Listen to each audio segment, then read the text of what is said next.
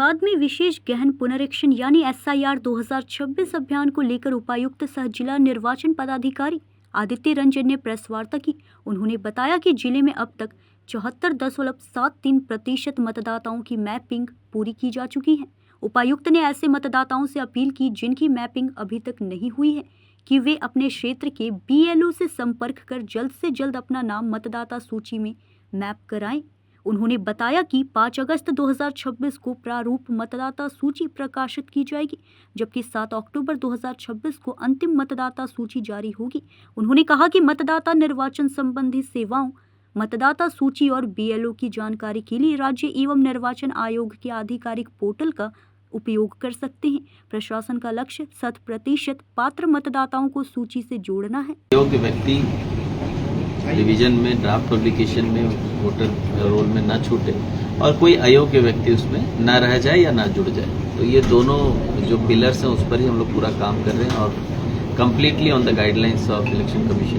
उसमें जो अभी ट्रेनिंग प्रशिक्षण चल रहा है उसमें बहुत अच्छे से प्रशिक्षण हो रहा है। सभी BLO का, सुपरवाइजर का, कुछ वॉलंटियर्स जो हम लोगों ने लगाए हैं BLO के साथ, उनका साथ ही साथ BLA का भी जो है हम लोगों ने प्रशिक्षण रखा है, ओरिएंटेशन रखा है बेसिकली।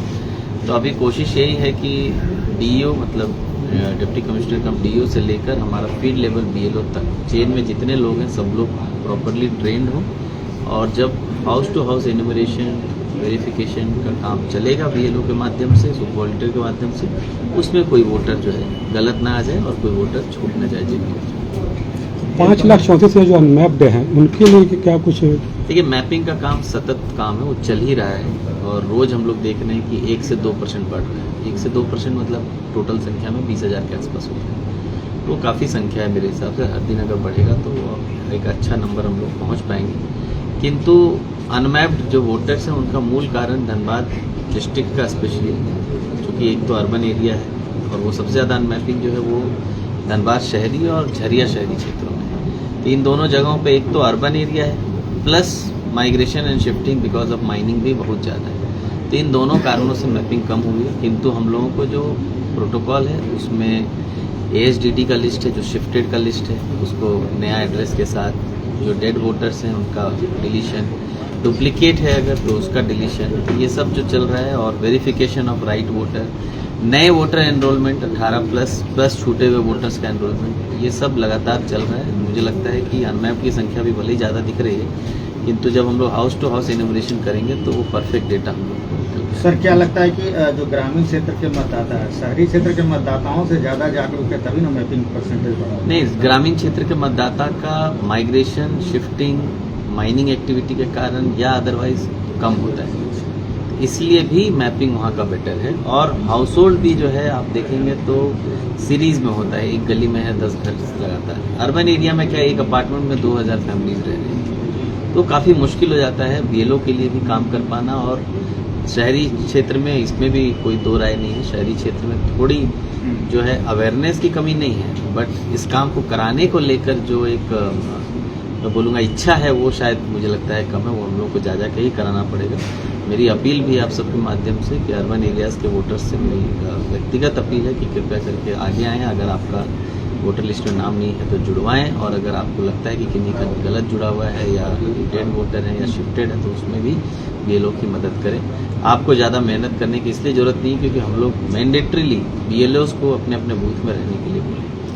पिछले चुनाव में जो वोटर हैं वो ऑलरेडी मैंने ऑटोमेटिकली मैप होंगे या फिर वो भी अनमैप में जाए? नहीं, जो बेस डेटा है वो 2003 वोटर, ये पिछले चुनाव से इसका कोई लेना देना नहीं। वो SSR का पार्ट है, वो लगातार चल रहा है। ऐसा भी हो सकता है कि पिछले चुनाव में वो वोटर नहीं थे लेकिन बीच में SSR में उनका नाम जुड़ गया है तो उनका मैप में आ सकता है।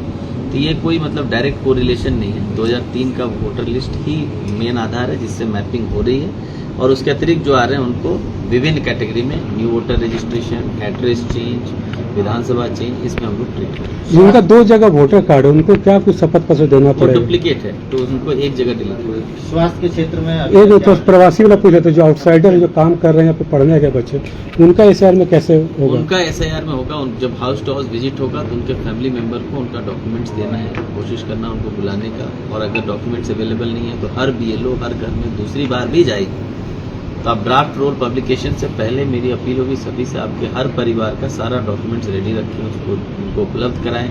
फर्स्ट विजिट में नहीं उपलब्ध करा पा रहे हैं उनसे डेट ले लें और नेक्स्ट विजिट में जरूर उस पर्सन को उन डॉक्यूमेंट्स को उपलब्ध कराने की कोशिश करें, क्योंकि SIR में हम लोग भी चाहते हैं कि भले ही वो प्रवासी अगर मूल नागरिक यहाँ के और हर बार वोट नहीं देते हैं और टेम्पररी कहीं रहते हैं महीना 2 महीना, तो उनको जरूर वोट लिस्ट में नाम लिखें। सर, ये स्वास्थ्य को लेकर के क्या कुछ परिवर्तन हुए हैं और आगे किस तरह से परिवर्तन होगा? देखिए, स्वास्थ्य व्यवस्था सुदृढ़ करने के लिए माननीय मुख्यमंत्री जी, स्वास्थ्य मंत्री जी सभी का एकदम जोर रहता है, क्योंकि हमारी जो स्वास्थ्य व्यवस्था है, सदर है, CHC है, PSC है, HSC है, उसका इस्तेमाल ही ऐसे लोग करते हैं जो सबसे गरीब तबके के लोग हैं, ग्रामीण क्षेत्र के लोग हैं, जिनको शायद इतना पैसा नहीं है कि वो प्राइवेट व्यवस्थाओं में अपना इलाज करा सकें।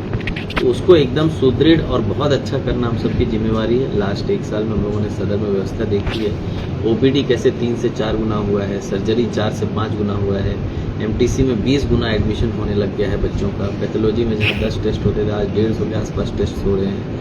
सदर अस्पताल में पहले ना अल्ट्रासाउंड था, ना एक्सरे था, ना डेंटल एक्सरे था, ना CR मशीन थी, ऑर्थो की सर्जरी, आई की सर्जरी, ये सब कभी नहीं हुआ था। ये सब शुरू हुआ है लास्ट 1 साल में। मुझे लगता है कि ये व्यवस्था में सुधार ही है, जिसके वजह से लोगों का भरोसा इसमें जागा है।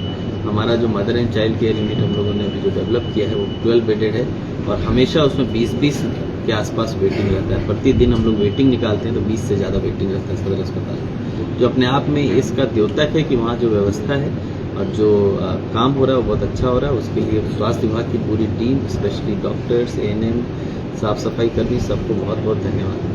और क्या बड़ा काम होने है सर, और कितने का प्रोजेक्ट हो गया? देखिए, सदर अस्पताल और अन्य अस्पतालों को सबको अगर आप मिलाएंगे लगभग 200 के आसपास नए बिल्डिंग बन रहे हैं। पुराने जितने बिल्डिंग हैं सबको हम लोग L1 सेंटर बनाने जा रहे हैं। जितने HSC हैं सब L1 होंगे, मतलब सारी नॉर्मल डिलीवरी हमारी HSC में ही होगी। तो जो भी भवन है जिसमें लेबर रूम नहीं था उसको हम लोग DFT से नया लेबर रूम सब में बना रहे हैं। तो 135 के आसपास एडिशनल कमरे बन रहे हैं पुराने HSC में, और नई बिल्डिंग सब में L1 सेंटर है। तो L1 सेंटर के हिसाब से वहाँ लेबर टेबल, सामग्री सब कुछ रहेगा। और साथ साथ अगर सिर्फ भवन की बात करें तो लगभग 300 करोड़ जो है हम लोगों को खर्चा हो रहा है DFT प्लस 15 फिनांस का जो पैसा आया है भारत सरकार का, राज्य सरकार का, उससे, जिससे भवन बन रहा है। इसके अतिरिक्त हम लोग चाहते हैं कि सदर अस्पताल परिसर में ही MRI, CT स्कैन, जितना मैक्सिमम सुविधा हो सकती है, ताकि SNMCH का जो लोड है, अभी डिलीवरी के नज़र से देखें तो SNMCH का लोड लगभग आधा से भी कम हो गया है सदर अस्पताल में सुविधा होने के बाद। तो हम लोग बाकी व्यवस्थाओं में भी उसका लोड कम करेंगे, ताकि जो सुपर स्पेशलिटी बीमारियां हैं, जो जटिल चीज़ें हैं, वो SNMCH में हो और जो सामान्य चीज़ें वो सब सदर में हो। पर सदर में भवन की कमी है। अभी जो सदर का बाउंड्री हो गया है, एक और फ्लोर बन रहा है, जैसे वो फ्लोर रेडी हो जाएगा उस फ्लोर में हम लोग ये सारी सुविधाएं लागू करेंगे।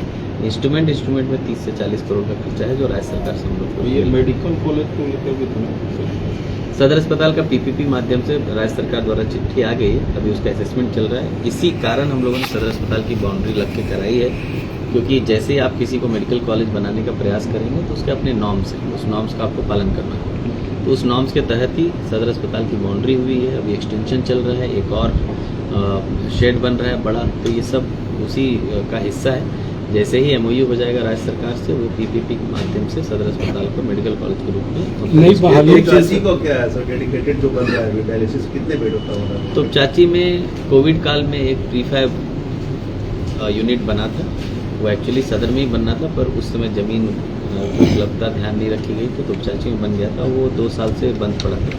हम लोगों ने उसको अभी रिफर्बिश करके स्टार्ट कराया है। अभी इमीडिएट 6 बेडेड डायलिसिस सेंटर वहाँ शुरू हो गया, 12 बेडेड करने का प्लान है, ताकि ग्रामीण क्षेत्र के में भी आजकल डायलिसिस के बहुत पेशेंट हैं। और तोपचाची ऐसा स्ट्रेटजिक लोकेशन है जहाँ गिरिडीह से भी, बोकारो से भी लोग आके अपना डायलिसिस करवा सकते हैं। तो अभी वो आज उसका उद्घाटन है। हम लोग कोशिश कर रहे हैं कि पूरा 12 बेड, क्योंकि सदर में जो लोड है डायलिसिस वो बहुत ज़्यादा है, उसको भी डबल करने का हम लोग प्रयास कर रहे हैं। सर CM जो है वो ग्रिड का ओपनिंग भी करेंगे, वो किस तरह से फायदा करेगा वो? ग्रिड का गोविंदपुर और ये अच्छा, वो बहाली को लेकर सर कितनी बार स्वास्थ्य डॉक्टर्स स्वास्थ्य विभाग में अभी ANM, GNM, अन्य हेल्थ वर्कर्स का 220 के आसपास बहाली होनी है। उसमें 121 का नियुक्ति पत्र, 121 का रिक्रूटमेंट कंप्लीट हो गया है। 100+ का अभी प्रक्रियाधीन है। डॉक्टर्स के मामले में हम लोग अभी 20 से ज़्यादा डॉक्टर्स का नियुक्ति अभी निकालने जा रहे हैं। वो DMT से होगा और आयुष्मान भारत का जो हम लोग को जो सर्जरी बढ़ी है सदर अस्पताल में, उससे आयुष्मान में तो इनकम भी हुआ है सदर को, उस फंड से हम लोग डॉक्टर एक सवाल सर जरा दवाओं के लिए सॉफ्टवेयर टेक्नोलॉजी पार्क वहाँ पे बना हुआ है सर, उसकी अभी 3 साल पहले ही शुरुआत हुई, लेकिन 3 कंपनियां ही वहाँ पे है सर। देखिए सॉफ्ट STP जो है वो भारत सरकार की संस्था, उसको संचालन का जिम्मा दिया गया है, राज्य सरकार ने MOU करके उसको दे दिया है। कंपनियां लाने का काम STPI का ही है, वो लोग प्रयासरत हैं।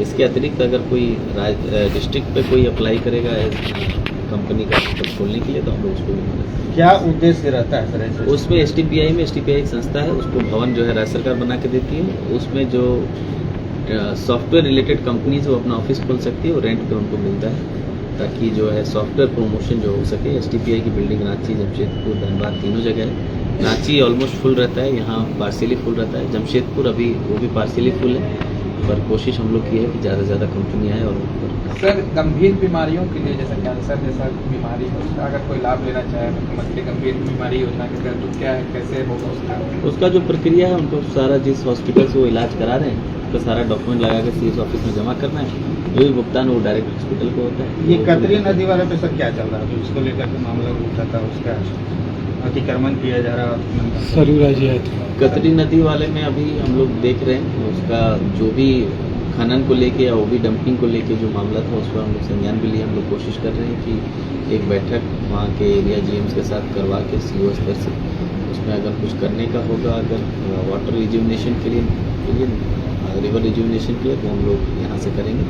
और बाकी उस नदी खराब नहीं हो उसके लिए जो भी कड़े कदम होंगे हम लोग उठाएंगे। ग्रामीण जो विरोध कर रहे थे पीपा पुल का, तो क्या जिला प्रशासन और DCC के साथ मिलकर वहाँ पुल बनाने का प्रयास करेगी? वो अभी हम लोग रिविजिट करके देख लेते हैं, अगर आवश्यक होगा।